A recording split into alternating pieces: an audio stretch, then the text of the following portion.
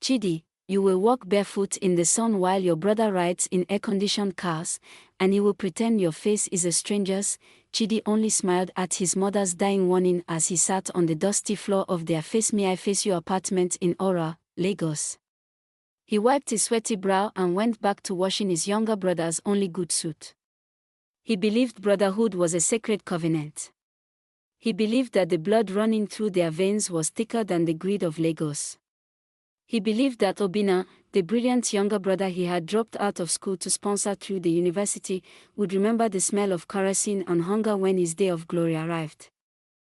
2 years later, Obinna stood on a brightly lit stage in Victoria Island, accepting a multi-million naira tech partnership. He was surrounded by men in fine linen and women smelling of expensive French perfumes. When the press asked who helped him build his groundbreaking app, Obinna smiled smoothly into the flashing cameras and said, "I built this from nothing. Hard work and personal genius." He never mentioned Chidi's name. Not even once, mid-hook subscription call. Before we continue with what happened next to Chidi and his ungrateful brother, if you are finding this story compelling, consider subscribing. We post new African stories full of wisdom every week, and your support allows us to keep bringing you these deeply interesting tales. Now, back to the story. Chidi was a man born with a soft heart in a hard city.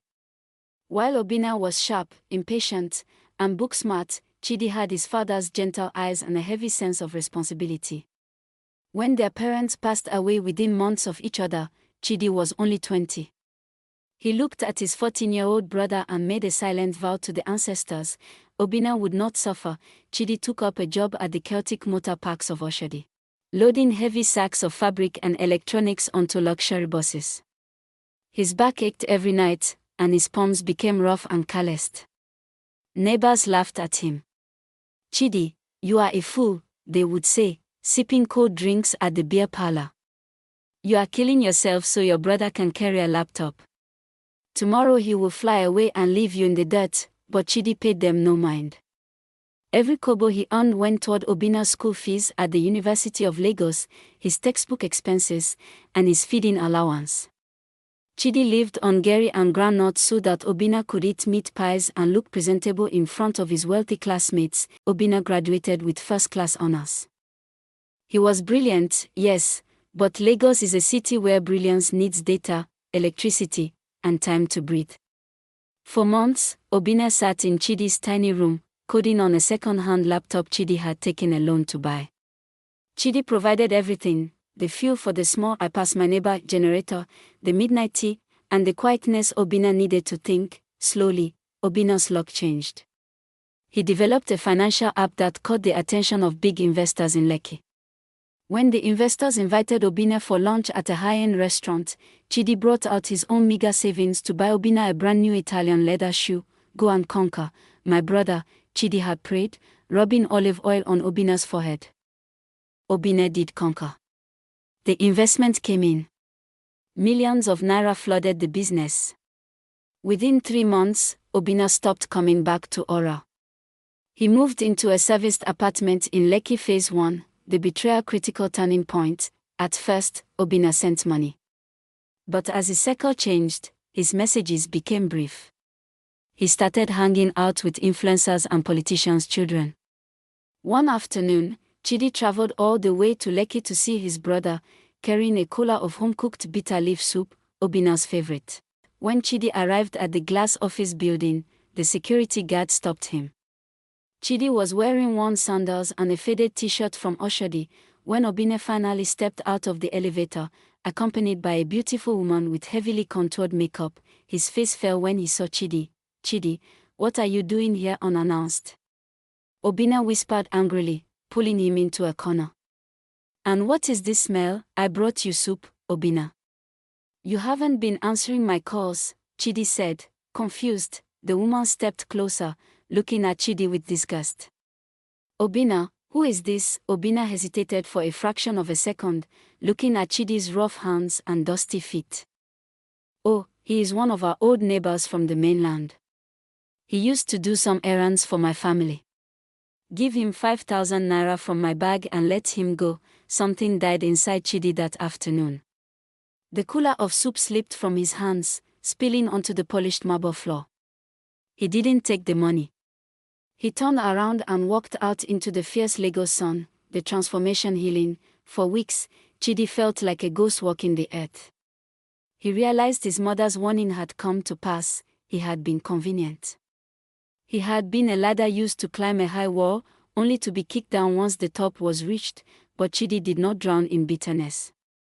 An old mechanic in Oshodi, Boba turned, saw him weeping one evening and called him over. "My son," Boba said, blowing smoke from his pipe, "the sun does not stop shining because one person closed their window. The light belongs to the sun, not the room. Use your lights for yourself now." Chidi stopped crying. He took the work ethic that had survived Oshodi and channeled it into his own life. He used his small savings to rent a small store, buying and selling wholesale motor spare parts. Because Chidi was honest and kind, customers flooded his shop.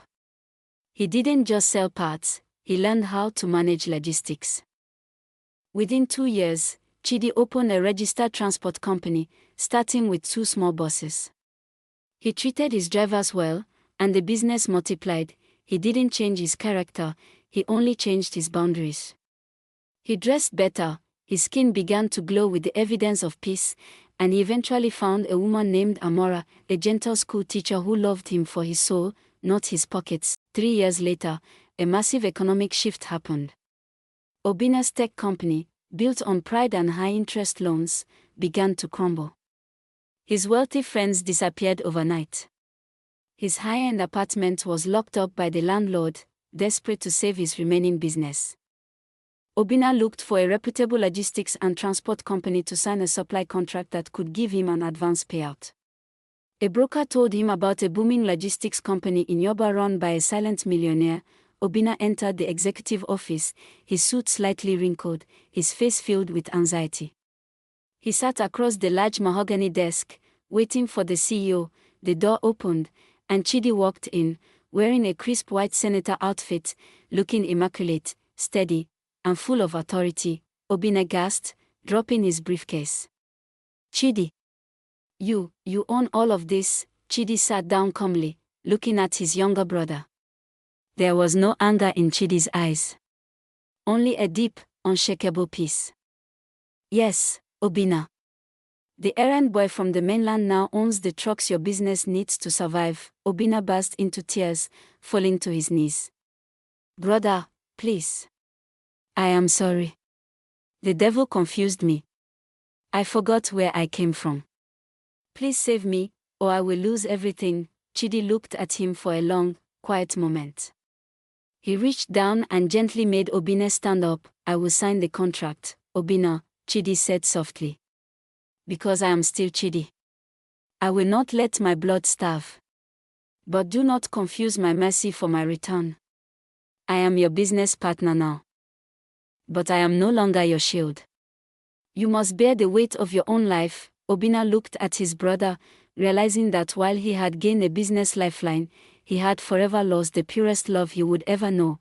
Chidi's business continued to flourish across Nigeria, but he kept his distance from the brother who treated him like dirt when he was in the palace. He learned that family is not just about blood, it is about those who stand with you when the room is dark. This is the story of Chidi, the man who learned that your light is your own. And you must never let an ungrateful hand blow it out. If this story touched you, if it reminded you to protect your peace and know your value, leave a comment below telling us where you are watching from. Let's build a community of people who choose dignity over convenience. Remember, the one who knows their own value doesn't beg for validation. Keep your culture alive, keep your dignity sacred, and never let anyone make you feel small for being kind. You are exactly what the world needs.